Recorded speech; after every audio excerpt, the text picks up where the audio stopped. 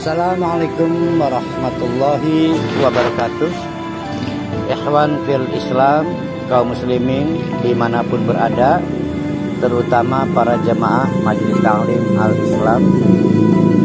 Ini adalah gedung Majelis Taklim Al-Islam. Alhamdulillah berada di areal seluas 2000 meter. Gedung ini sehari-hari digunakan untuk kegiatan taklim, terutama kajian tadabbur Al-Quran. Kita berharap pada tanggal 1 Ramadan nanti gedung ini sudah memiliki atap. Oleh karena itu, para ikhwan fil Islam yang ingin berkontribusi pada pekerjaan atap gedung ini, silakan menghubungi nomor-nomor yang akan dipublikasikan oleh kami. Mari kita raih surga Allah dengan cara menjadi bagian dari penyelesaian pembangunan gedung Al-Islam ini. Terima kasih, jazakumullah khairan katsiran. Assalamualaikum warahmatullahi wabarakatuh.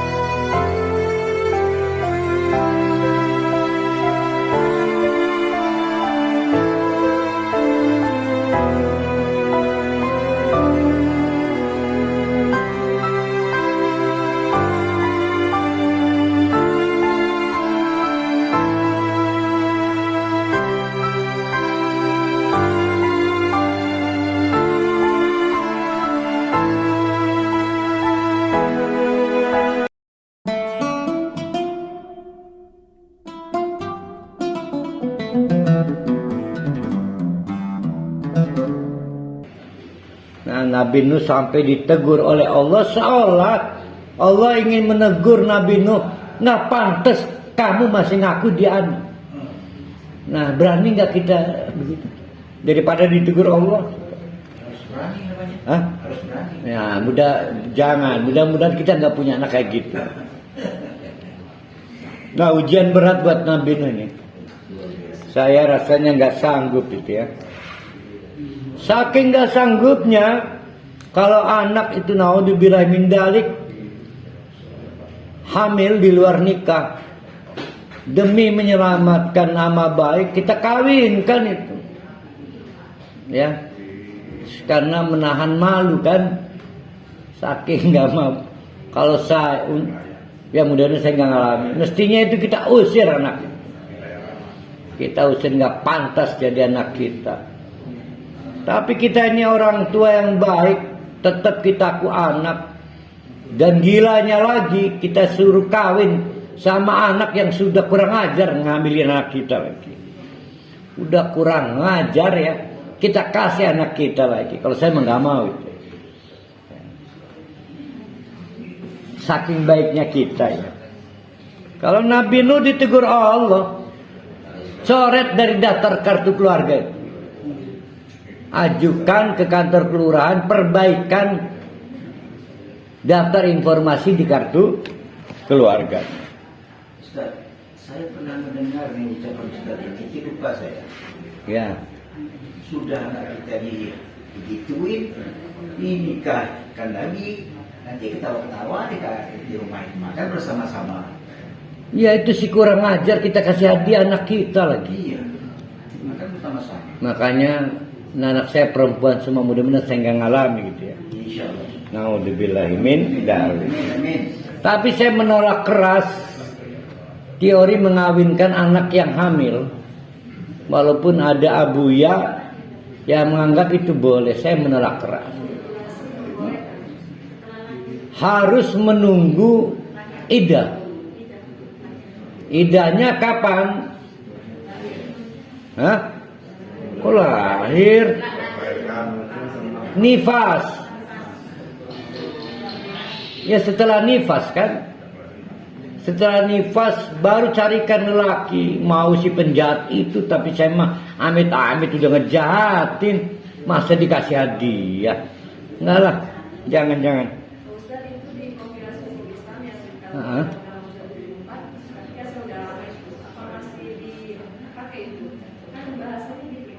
Boleh.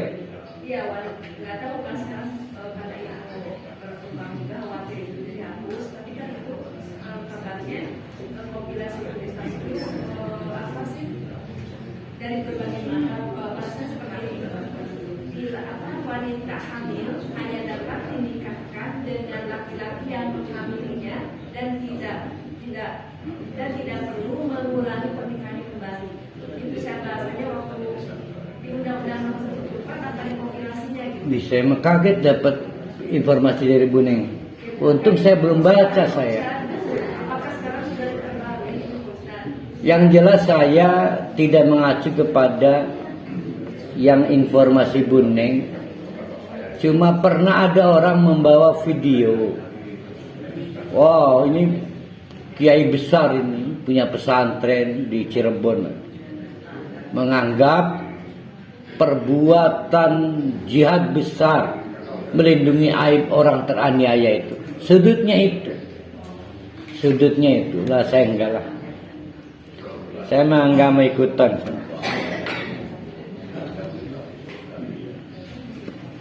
Kok hilang mah.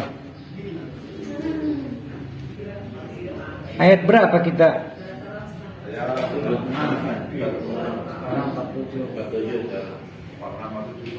47. Wa illa, kalau ya Allah, kalau engkau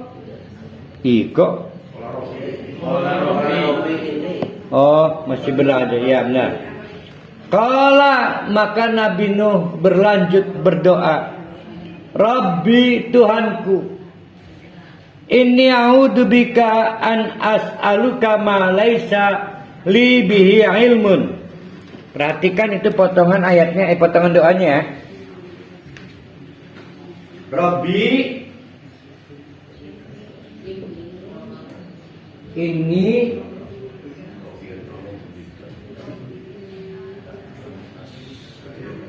kok Rabbi ini sih? Ini a'udzubika. Rabbi inni a'udzubika an as'alaka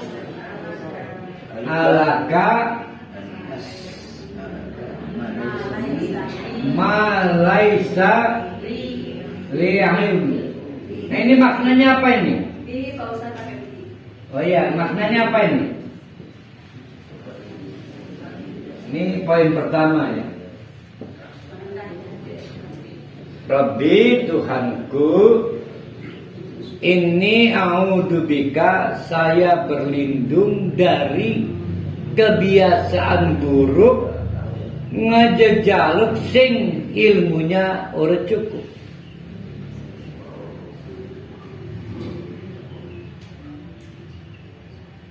Nah, ini namanya pernyataan nadama, penyesalan. Nah, berarti ini unsur pertama taubat. Ya. Jadi unsur pertama, ada juga yang menyatakan ini kapok lah, ini nadamahnya.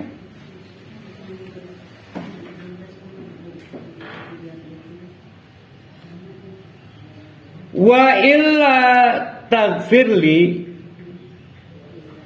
wa tarhamni, kalau yang tadi saya lakukan itu salah, saya sudah nyatakan menyesal, komitmen gak akan ulangi, tapi tetap enggak engkau maafkan kesalahan tadi saya itu, karena ngerengek minta agar anak saya itu diselamatkan, padahal udah jelas-jelas Anak tuh nggak pantas saya sebut anak karena kekafirannya.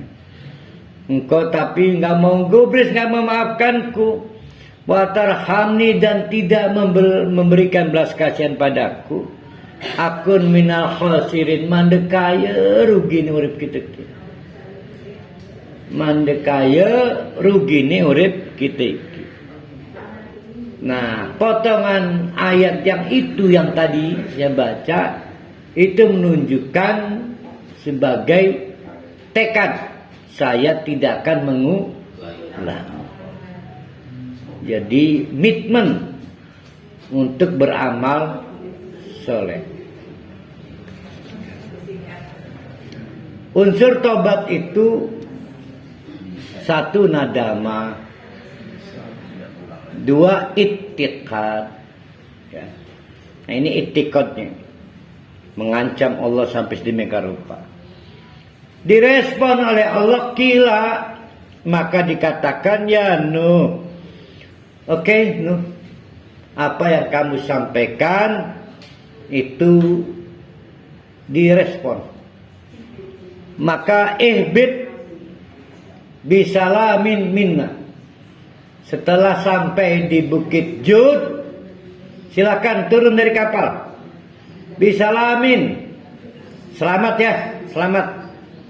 Coba dihitung lagi tuh anggota yang ikut dalam kapal 200. Ayam lengkap, kambing dan lain sebagainya lengkap. Salam selamat ya, selamat.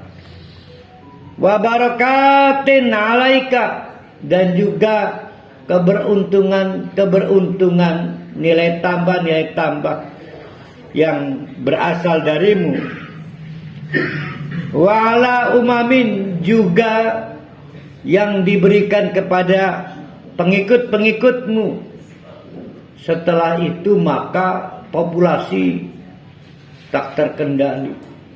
Kita menyebutnya keturunan Arab. Ya, keturunan Arab yang tidak pernah punah lagi.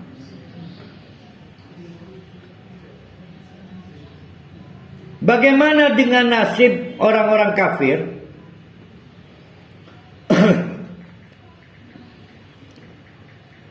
Nasib orang-orang kafir itu diterangkan memang sih wa umamun sanumat yahuhum. Orang-orang kafir itu kelompok umat yang kami beri kesenangan sesaat. Ya. Bayangkan punya harta tidak dibebani zakat, tidak dibebani infak, tidak dibebani membiayai perang agama. Enak kan? Itu namanya kesenangan sesaat. Tapi summa yamussuhum, maka kelak mereka akan massa yamussu wala yamassahu illal mutahharun. Tapi ingat, kelak mereka akan disentuh. Disentuh oleh apa? Disentuh dengan azabun alim, tentu di akhirat kelak. Jadi kesenangan orang kafir itu sesaat kok. Jangan dibuat obsesi, jangan. Malah kita ini orang mukmin mestinya senangnya kalau punya harta infak, punya harta zakat itu senang. Tapi orang kafir rungsing, infak zakat itu rungsing. Kita mah senang. Jadi ada perbedaan nilai. Kenapa? Karena kesenangan yang kita cari bukan kesenangan singkat, tapi kesenangan permanen. Kapan? Setelah mati. Jadi kita ini pada akhirnya akan mati. Nggak ada yang dibawa, percaya. Tilka min anba'il ghaib. Yang tadi yaitu rangkaian kisah Nabi Nuh, termasuk ayat 35 tadi, yang dipahami dua kemungkinan. Pertama, itu iltifat kepada Nabi Muhammad, atau pemahaman yang saya pegang masih tetap berada di jalur kisah Nabi Nuh, adalah termasuk minal ghaib, yaitu sesuatu yang tidak diketahui Nabi Muhammad. Nggak tahu Nabi Muhammad. Kalau kemudian Nabi Muhammad menyampaikan wahyu Allah, diantaranya berisi kisah Nabi Nuh, maka itu pasti bukan karangan Nabi Muhammad. Justru membuktikan Al-Quran itu wahyu Allah. Nuhiha ilaika, karena memang diberikan informasi Nabi Muhammad tentang Nabi Nuh sebagai wahyu. Ma kunta ta'lamuha anta, kamu kan nggak tahu kan sebelumnya. Wala kaumuka, apalagi teman-teman kamu. Siapa temannya Nabi Muhammad tuh? Teman. Kalau Abu Jahal teman kecil, teman dewasa. Abu Bakar, Umar bin Khattab, Utsman.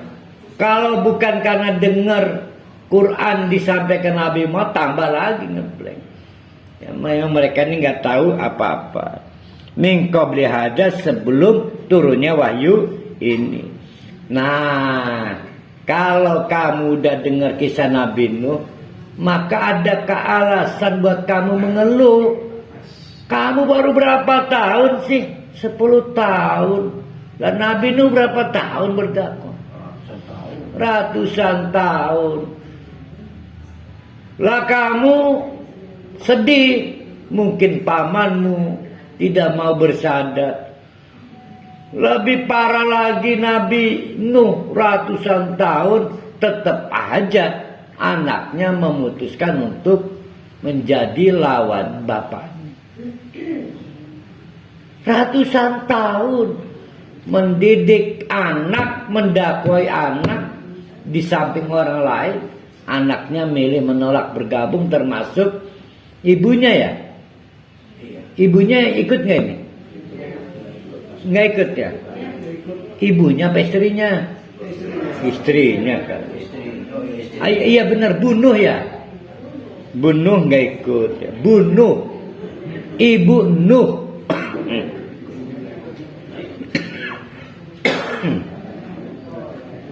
Innal akibata lil muttaqin. Akibat yang menyenangkan hanya didapat untuk orang-orang yang bertakwa. Apa ini maksudnya coba? Sepotong kalimat innal akibata lil muttaqin. Apa ini? Ini kan ngomongin Nabi Muhammad lagi nih.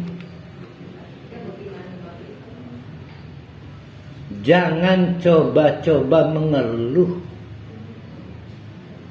Jauhi sikap ngeluh, merasa capek berdakwah tidak diterima kaum. Kalau kamu menjauhi sikap ngeluh, itu takwa. Jadi takwa itu salah satu unsurnya menjauhkan diri dari mengeluh. Karena mengeluh itu dibenci Allah. Kalau kamu mau bersabar tidak ngeluh, tetap semangat dalam berdakwah, jangan khawatir, al-akibah, ada dampak baiknya. Jangan ragu, pasti akan dibalas kebaikan oleh Allah.